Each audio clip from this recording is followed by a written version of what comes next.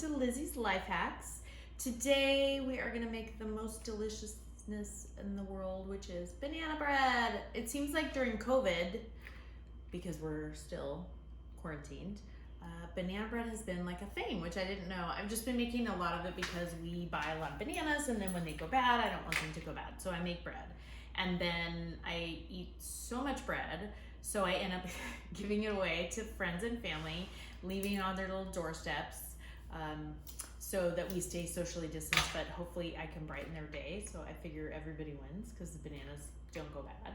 And I got to bake, and I made somebody happy, hopefully, with the banana bread. So first and foremost, I cannot take credit for this amazing recipe. I've tried a million recipes over the years for banana bread, and this one is the one I keep coming back to. It's called Janet's Rich Banana Bread. You can just Google Janet's Rich Banana Bread, and here it is, right here, 5 stars, unbelievable.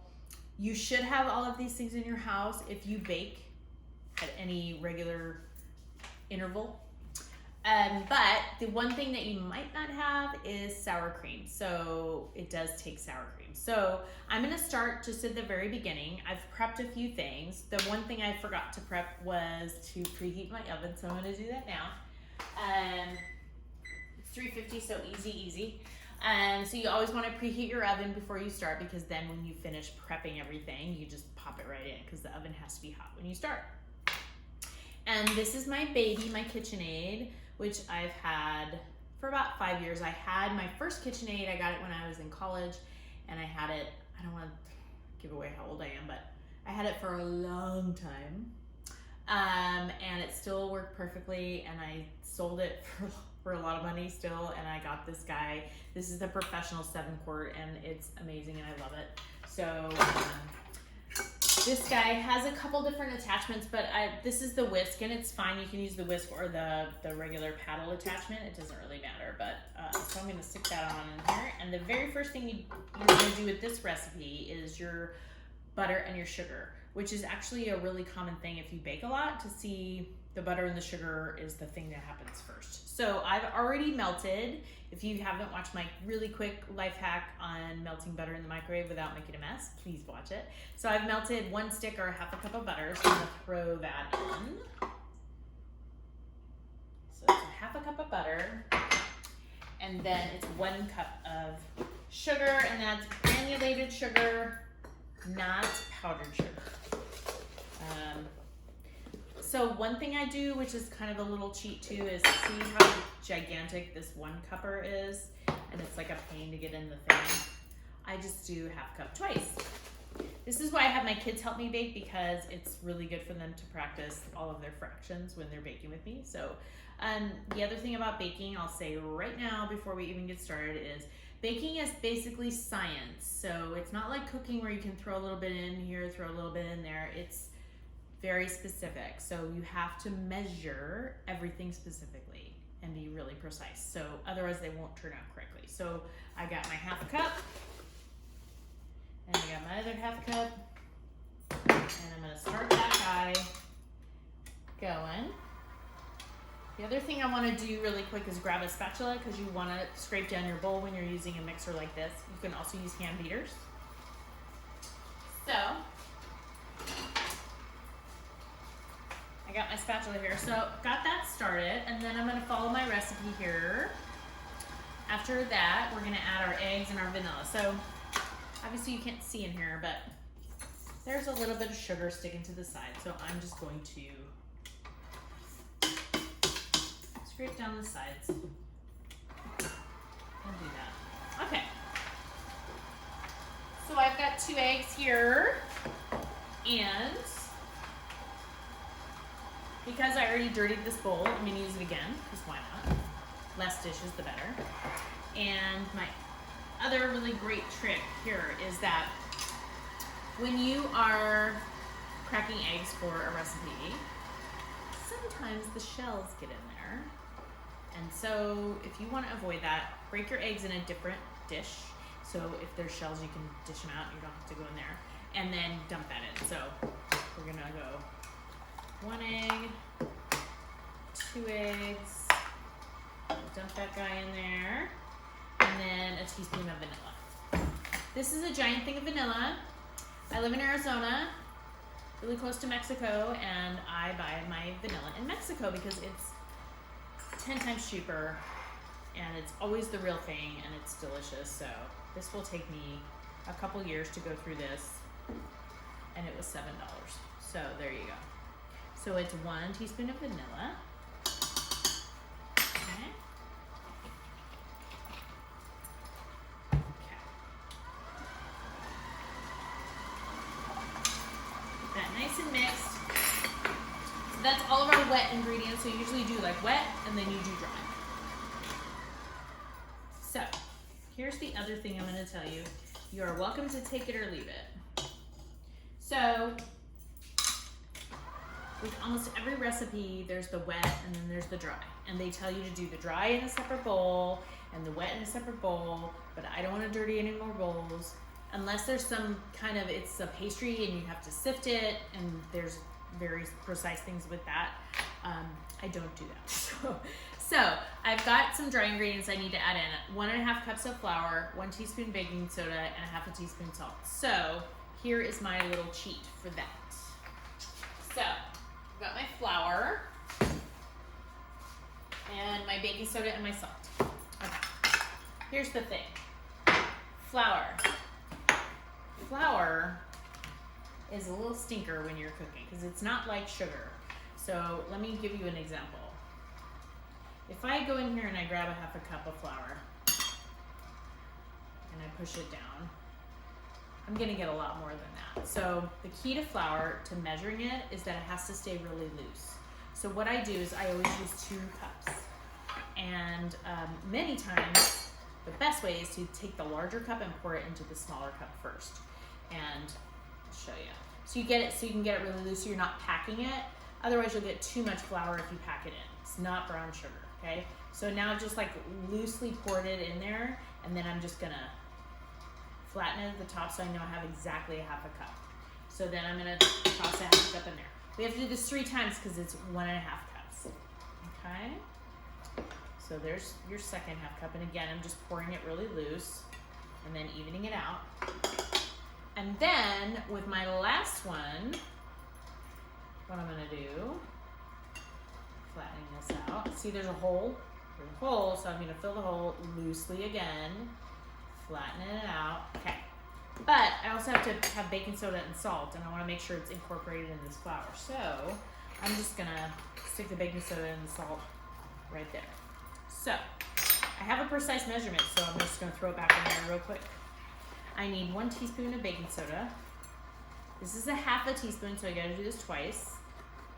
Again, make sure it's really precise. If you make a mess, you make a mess, you clean it later. So there's 1/2, and there's another 1/2, and then 1/2 teaspoon of salt. So I'm done with my flour here.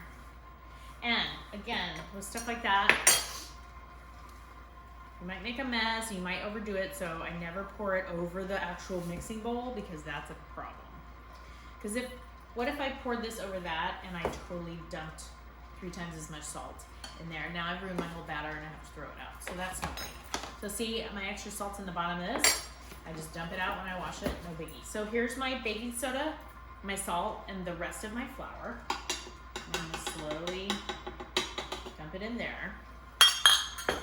And with anything, when you throw flour in here, you have to keep it on low to start because you'll get a big cloud of flour if you don't.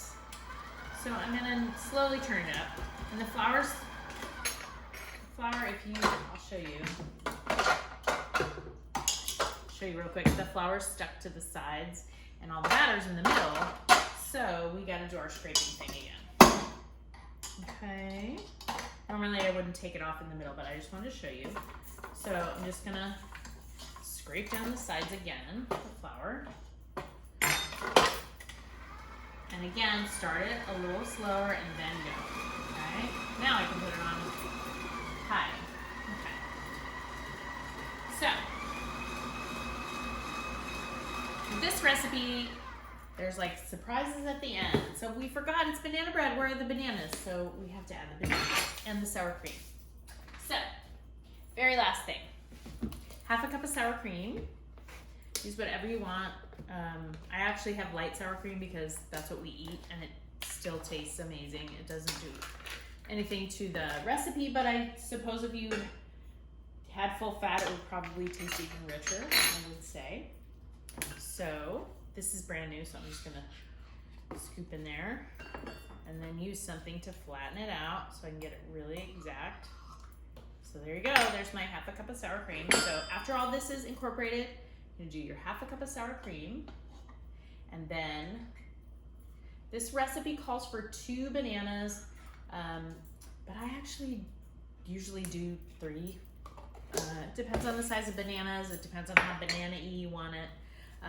The other thing that's unusual about this, many banana bread recipes call for you to mash the bananas first, and this one just says to slice them. So, my oven's ready.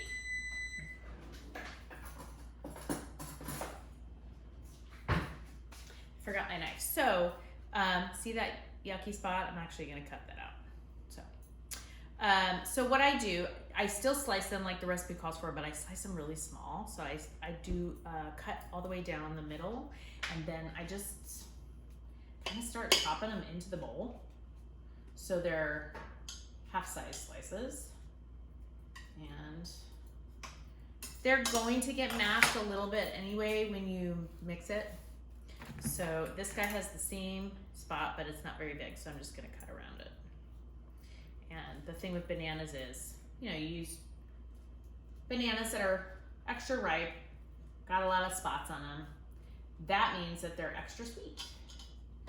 And this one got sour cream all over it, but it doesn't really matter, so here's my banana. I'm gonna cut it lengthwise and then just chop it a little bit here. And then do that again. And do that, and then, okay, so we've got like 2.5. Actually, I could still use this piece. Okay. All right, so we've got like 2.5 bananas in here. Like I said, that part is really up to you if you want to do. And then I'm throwing it all in and getting it mixed really well. And it's gonna mash some of the bananas in the process.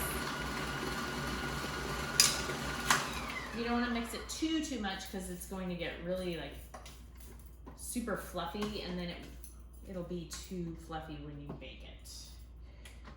I always scrape down the sides to make sure I incorporated all the ingredients. Sometimes when I bake with my daughter, that's the one thing that she forgets to do, and a lot of people do, is just make sure that you've got everything off the sides and off the bottom, because what happens is sometimes we'll make a cake and then we'll pour the batter into the pan, and then there'll be like a big glob of egg or butter or cocoa powder or something, and you don't want that. So that's a mess. So I just scraped it down. I'm gonna run it through real quick, and we're good to go. I have my bread pan somewhere. Let me grab it.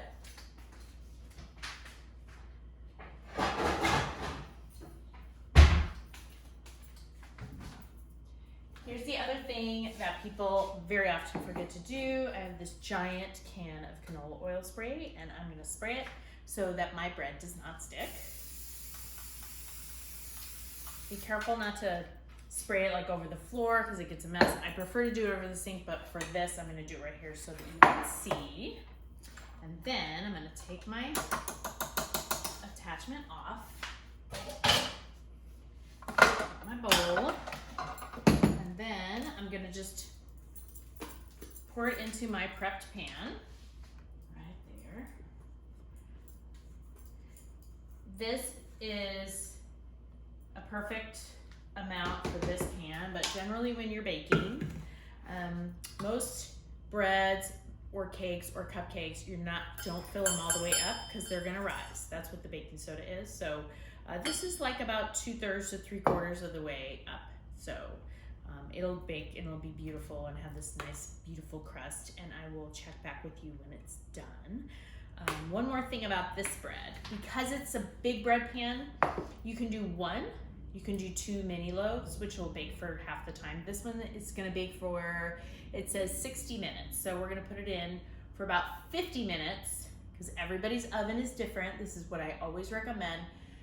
Bake it for some less time than it calls for, and then check it, because you never can go back if it's overbaked. You can always add more time if it's underbaked. So 50 minutes. The other thing with this is because it's gonna be in for almost an hour, the top might get really, really dark. So I'll usually check it about halfway through, and if the top is looking totally brown, but then it's not done inside, you can just put a light piece of foil and tent it, so the top's not getting super brown, but the inside is still baking. So I'm gonna throw it in my oven for about 30 minutes, check it. If it's brown, which I think it'll be, I'll put the piece of foil over the top and then bake it for another 20, and then we'll check it again with our little toothpick. I forgot the word, toothpick. So we will see you in just a few. Thanks so much. Okay, so I did my bread for about 55 minutes. I kept checking it with the toothpicks, and so how you know it's ready is you just put the toothpick in and it comes out totally clean. And so look at it, it's gorgeous and done. Thank you so much. Enjoy your banana bread.